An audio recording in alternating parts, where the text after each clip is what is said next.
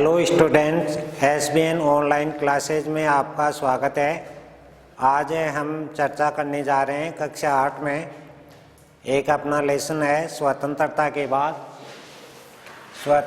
के बाद एक नया एवं खंडित राष्ट्र। तो भारत देश है, ये 15 अगस्त 1947 को आज़ाद हुआ। आज़ादी के समय पाकिस्तान एक ऐसा राष्ट्र था जिसके मुख्य प्रधानमंत्री मोहम्मद जिन्ना जो पाकिस्तान की मांग कर रहे थे, उन्होंने मांग को स्वीकार करते हुए हमारे यहाँ पर 14 अगस्त 1947 को एक अलग राष्ट्र हो गया, जहाँ पर यानी कि मुस्लिम लोगों की ज़्यादा संख्या थी। इस प्रकार एक अलग राष्ट्र पाकिस्तान बन गया और एक अलग राष्ट्र है ये भारत बन गया, जो भारत 15 अगस्त 1947 को आज़ाद हुआ था। उस समय भारत के सामने अनेक चुनौतियाँ थी। उन चुनौतियों का सामना करने के लिए सर्वप्रथम हमारे यहाँ पर पाकिस्तान से 80 लाख शरणार्थी यहाँ पर आ गए। उनके लिए हमारे यहाँ पर भारत में व्यवस्था करना था, तो भारत के सामने बहुत ही गंभीर समस्या आ गई कि इन 80 लाख शरणार्थियों को किस प्रकार समायोजित किया जाए। भारत देश हमारा विशाल देश था। उस समय हमारे भारत में 14 राज्य सर्वप्रथम और 6 केंद्र शासित हैं। ये थे। अब आज़ादी के समय यहाँ पर विभिन्न समुदाय के लोग रहते थे, जैसे हिंदू है, मुस्लिम है, हिंदू मुस्लिम, सिख, ईसाई, जैन, बौद्ध, पारसी आदि विभिन्न समुदाय के लोग यहाँ पर निवास कर रहे थे। तो इसलिए भारत के प्रथम प्रधानमंत्री पंडित जवाहरलाल नेहरू ने भारत के इन लोगों को समायोजित करने के लिए सोची कि इनके लिए क्या व्यवस्था की जाए। लेकिन जैसे ही हमारा भारत देश आज़ाद हुआ, उसके कुछ समय बाद में ही 30 जनवरी 1948 को हमारे भारत में एक घटना घट गई। वो घटना थी नाथूराम गोडसे, एक व्यक्ति थे जिन्होंने महात्मा गांधी को बिरला मंदिर में पूजा अर्चना करते जाते समय उनको गोली मारकर हत्या कर दी। इसके संदर्भ में हमारे प्रथम प्रधानमंत्री पंडित जवाहरलाल नेहरू ने कहा था, दोस्तों, साथियों, आज हमारी जिंदगी की रोशनी बुझ गई है, चारों ओर अंधेरा है। हमारे राष्ट्रपिता महात्मा गांधी नहीं रहे। इस प्रकार हमारे देश के सामने गंभीर समस्या हो गई थी, क्योंकि यहाँ पर हिंदू, मुस्लिम, सिख, ईसाई, जैन, बौद्ध, पारसी विभिन्न समुदाय के लोग रहते थे। इनकी भाषाएं अलग अलग थी। अलग अलग राष्ट्रों को समायोजित करना यहाँ के लिए बड़ी चुनौती थी। यहाँ पर करीबन 565 रियासतें थी। अभी इन रियासतों में अलग अलग राजा रजवाड़ी ये रहते थे, तो उनके लिए समायोजित करना और इन रियासतों में 3 ऐसी रियासतें थी, जो एक तो थी हैदराबाद, एक अपनी जम्मू कश्मीर और एक जूनागढ़ रियासत ऐसी थी जो क्षेत्रफल की दृष्टि से हमारे भारत की बड़ी रियासतें थी, जो भारत में विलय नहीं होना चाहती थी, लेकिन अपने जो सरदार वल्लभ भाई पटेल हैं उनकी सूझबूझ से, अदम्बे साहस से इन रियासतों को भी भारत में शामिल किया गया। और फिर बाद में भारत की जनसंख्या है सन 1947 में ये 34.5 करोड़ थी, जो आज बढ़कर जनगणना 2011 के अनुसार 121 करोड़ हो गई। और वर्तमान में यदि हम इसका आकलन करें तो करीबन 130 करोड़ के लगभग हो चुकी है। इस प्रकार हमारी भारत में जनसंख्या वृद्धि थी, उनके लिए खाने पीने की व्यवस्था, अनाज उपजाना, ये भी समस्या थी। तो हमारे यहाँ पर लोगों को समायोजित करना, लोगों के साथ कैसा यानी कि व्यवहार किया जाए, तो सब लोगों के लिए पंडित जवाहरलाल नेहरू ने कहा था कि जो ये शरणार्थी आए हुए हैं 80 लाख पाकिस्तान से, ये भी भारत के हिस्सा हैं और ये हिंदू, मुस्लिम, सिख, ईसाई, बौद्ध, जैन और पारसी सब भाई भाई हैं। इन्हें एक साथ समायोजित करना हमारे देश के लिए गौरव की बात थी। भारत में एक विशाल देश है, आज भी इतनी जातियां, विभिन्न भाषी लोग होते हुए भी आज भी अपना देश है संपूर्ण विश्व में एक अलग तरीके से जाना जाता है कि सब लोग हैं मिलजुल कर, सभी सुख दुख में और सभी साथ मिलजुल कर रहते हैं। इससे यानी कि और बड़ा क्या कुछ हो सकता है। लेकिन इसमें फिर आगे है, ये संविधान की संरचना की गई तो 1946 से 1949 तक भारत के तकरीबन 300 व्यक्तियों ने जो संविधान के लिए अपना संपूर्ण योगदान दिया, इन्होंने मिलकर ये तय किया कि हमें राजनीतिक भविष्य के बारे में क्या विचार विमर्श करना है।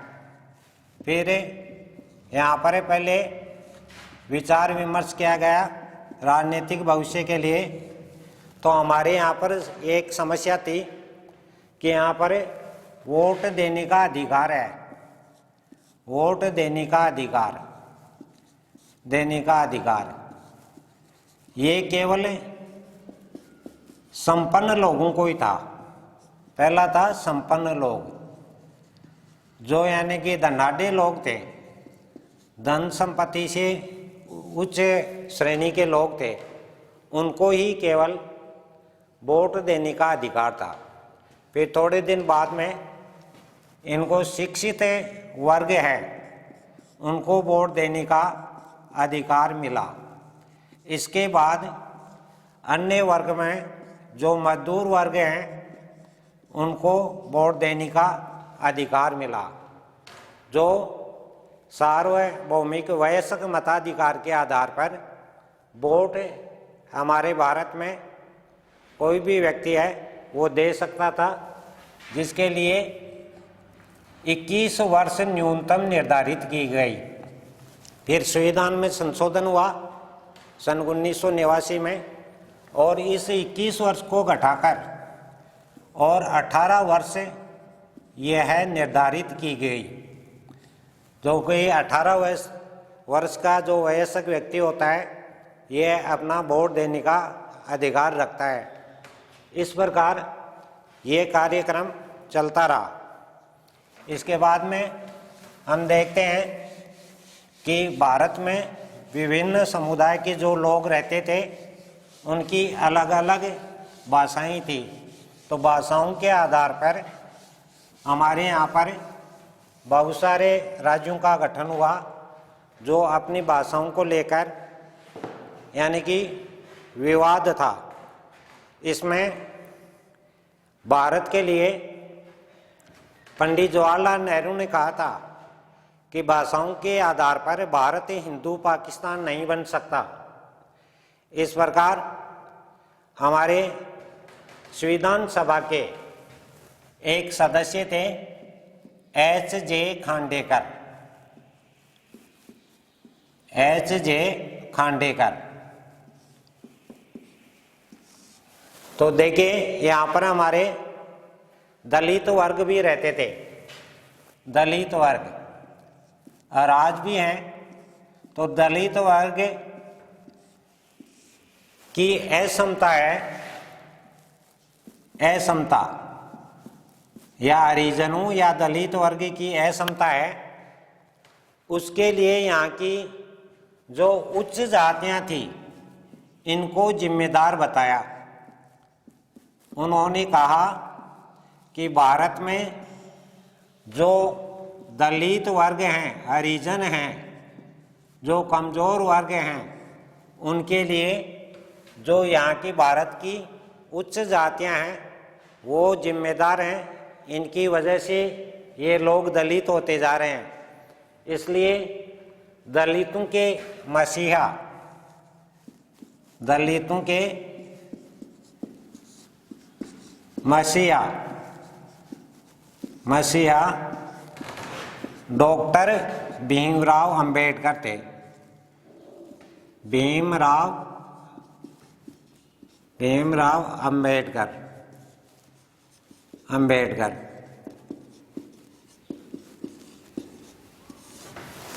भीमराव अंबेडकर दलितों के मसीहा कहलाते हैं।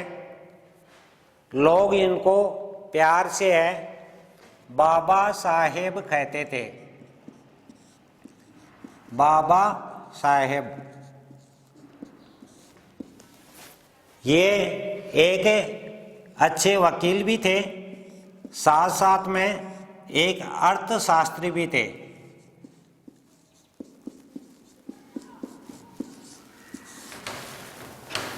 अर्थशास्त्री और वकील होने के साथ साथ वो संपूर्ण दलितों के मसीहा के रूप में प्रसिद्ध थे, जिन्हें हमारे संविधान का जनक भी कहा जाता है।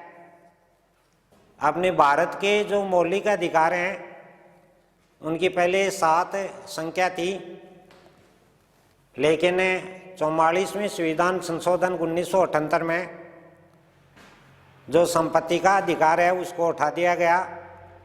बाकी के जो 6 अधिकार बच गए, उनमें जो 6वां अधिकार है संवैधानिक उपचारों का अधिकार, उसको डॉक्टर भीमराव अंबेडकर ने संविधान की आत्मा कही है। हमारा भारत का संविधान है, ये विश्व में सबसे लंबा संविधान है। इसमें 395 अनुच्छेद और 12 अनुसूचियां हैं। अनुसूचियों को अलग अलग भागों में बांटा गया है। अपनी 8वीं अनुसूची में है विभिन्न संप्रदायों द्वारा बोली जाने वाली भाषा है। इसका यानी कि समाधान हुआ है। तो उसमें ये भाषा के आधार पर अलग अलग राज्यों का गठन हुआ। तो देखिए सर्वप्रथम हमारे यहाँ पर एक तो जनसंख्या थी, ये बहुत ज़्यादा थी। यहाँ पर खेती के और अच्छे साधन नहीं थे। दूसरे देशों से जो नवगठित पाकिस्तान था, उससे 80 लाख शरणार्थी हमारे भारत में आ गए। यहाँ अलग अलग भाषा बोलने वाले और अलग अलग समुदाय के लोग होने की वजह से भारत के सामने बहुत ही गंभीर चुनौतियाँ थीं, जिनका सामना हमारे संविधान निर्माता महात्मा गांधी, पंडित जवाहरलाल नेहरू, डॉक्टर राजेंद्र प्रसाद जो प्रथम राष्ट्रपति थे, इन्होंने मिलकर किया आज भारत है इतना बड़ा विशाल देश होते हुए भी बहुत ही संपन्न देश है और एक विकासशील से विकसित की ओर बढ़ता जा रहा है, लेकिन यहाँ पर गंभीर समस्या आज भी बनी हुई है जनसंख्या वृद्धि की। तो इसमें जो भाषाओं के आधार पर इनका गठित हुआ, तो देखिए जब हमारा भारत देश आज़ाद हुआ उस समय 14 राज्य थे और 6 केंद्र शासित थे। 7वां केंद्र शासित है, इसको चंडीगढ़ को बनाया गया। इसके बाद में धीरे धीरे अपने राज्यों का भी विस्तार हुआ। तो देखिए पहला राज्य है ये अपना आंध्र प्रदेश था, आंध्र प्रदेश,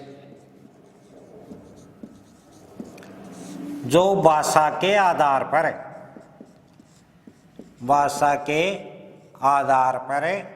भारत का प्रथम राज्य आंध्र प्रदेश राज्य था, जहाँ पर तेलुगु भाषा बोलने वाले जो लोग थे, इन्होंने मांग की कि हमारा राज्य है ये अलग बना दिया जाए। तो वहाँ के एक वयोवृद्ध व्यक्ति थे जिनका नाम था पोटी श्री रामुलु।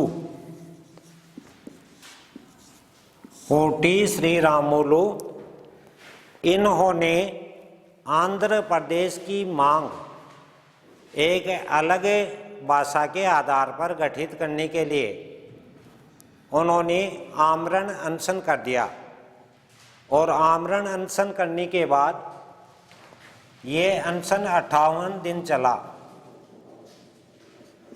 और इन्होंने 15 दिसंबर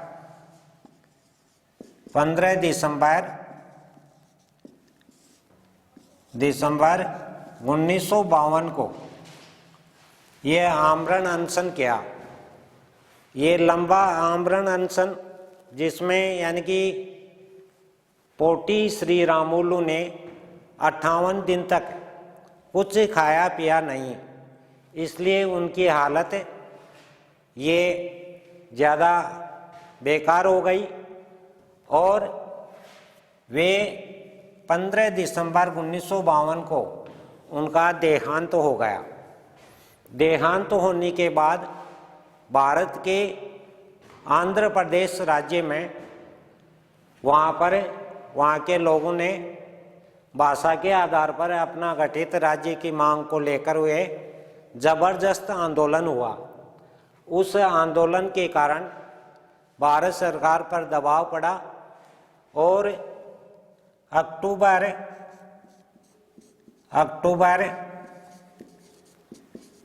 1953 को भाषा के आधार पर ये पहला राज्य गठित हुआ, जिसमें 1 अक्टूबर है ये 1953 को भाषा के आधार पर गठित होने वाला पहला राज्य आंध्र प्रदेश था। अब हम आगे चर्चा करें कि भाषा के आधार पर तो आंध्र प्रदेश राज्य का गठन हो गया, लेकिन हमारा भारत देश कोई छोटा सा देश नहीं था, क्योंकि इसमें विभिन्न राज्य थे। तो उन राज्यों में है जो महाराष्ट्र है, महाराष्ट्र के जो लोग हैं ये मराठी भाषा बोलते हैं, मराठी भाषा। और गुजरात है, इस राज्य के लोग हैं ये गुजराती बोलते हैं। तो गुजराती और मराठी भाषा के आधार पर इन राज्यों का भी है अलग से यानी कि मांग हुई और भारत सरकार को 1960 में इन राज्यों को भी अलग राज्य का दर्जा देना पड़ा। इसके बाद में भारत देश में विभिन्न समुदाय के लोग, अलग अलग भाषा बोलने वाले लोग रहते थे। तो इसी के आधार पर भारत के पूर्वोत्तर राज्य है जो है नागालैंड। नागालैंड है, उसमें 1963 के आधार पर, भाषा के आधार पर इन्हें भी अलग किया गया। और फिर अपना एक राज्य है पंजाब। तो देखिए पंजाब राज्य में है, ये पंजाबी भाषा बोलते थे, वहाँ के लोग जो रहते हैं वो पंजाबी भाषा बोलते थे। और एक दूसरा राज्य आज है, वह है हरियाणा। तो हरियाणा में हिंदी भाषा बोलते थे। तो भाषा के आधार पर इन्होंने में संघर्ष कर दिया। तो अपने भारत सरकार को निर्णय लेकर और सन 1966 में जो हिंदी भाषी लोग हरियाणा के थे, पंजाब को पंजाबी भाषा में और हरियाणा के लोगों को हिंदी भाषा में अलग अलग राज्यों का दर्जा दिया गया। फिर भी हमारे भारत में ये राज्यों की जो मांग थी वो लगातार बढ़ती जा रही थी। फिर इसके बाद में 1971 में हमारे उत्तर भारत का एक राज्य था जिसका नाम है हिमाचल प्रदेश। वो भी यानी कि अलग राज्य के रूप में जाना गया। इसके बाद में मेघालय है, मेघालय, मणिपुर, त्रिपुरा, मिजोरम, गोवा, अरुणाचल प्रदेश, ये भी अपनी भाषा के आधार पर अलग राज्यों की मांग करने लगे। और 1972 में इनको भी अलग राज्य का दर्जा देना पड़ा। इस प्रकार आगे ये कार्यक्रम चलता रहा और सन 1975 में सिक्किम भी एक राज्य के दर्जे के रूप में संघर्ष किया और अंत में भारत सरकार को 1975 में सिक्किम को भी एक राज्य का दर्जा दिया गया। इसके बाद में हमें चर्चा करें कि भारत में ये राज्यों का जो मांग थी वो लगातार बढ़ती गई और सन 2000 में हमारे भारत के 3 राज्यों से अलग होकर 3 राज्य और बने, जिनका यानी कि विवरण इस प्रकार है। पहला अपना है उत्तर प्रदेश। उत्तर प्रदेश से उत्तराखंड ये सन 2000 में अलग राज्य बन गया। फिर दूसरा था अपना मध्य प्रदेश से अलग होकर एक राज्य बन गया जिसका नाम था छत्तीसगढ़। ये भी सन 2000 में बना। और तीसरा था अपना बिहार राज्य से अलग होकर एक राज्य बना जिसका नाम था झारखंड। इस प्रकार इन राज्यों का विभाजन होता रहा। इस प्रकार हमारा विशाल देश है। आज विभिन्न राज्य हैं जिनमें फिर जो राज्य के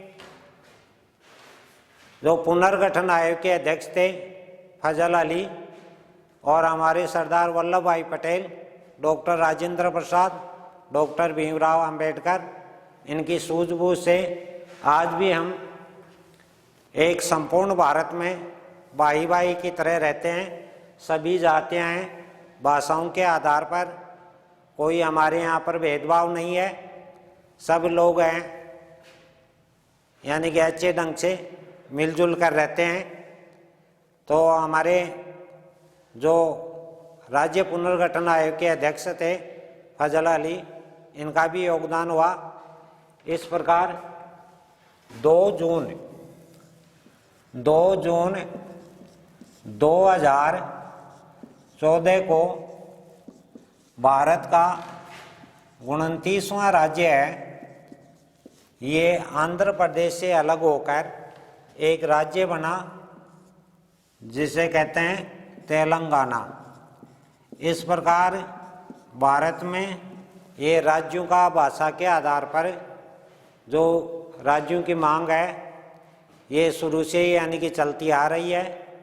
और जैसे जैसे अपने भारत की जनसंख्या है ये बढ़ती जाएगी, आगे भी ये मांग उठती जाएगी।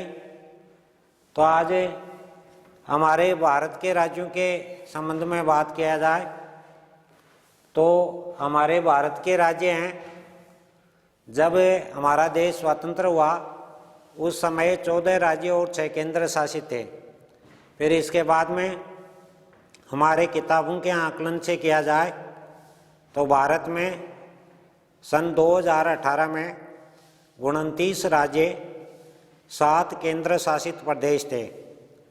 लेकिन बाद में जम्मू कश्मीर को 31 अक्टूबर 2019 से इसमें केंद्र शासित घोषित करने के बाद अब राज्यों की संख्या है 28 राज्य और 9 केंद्र शासित हो गए।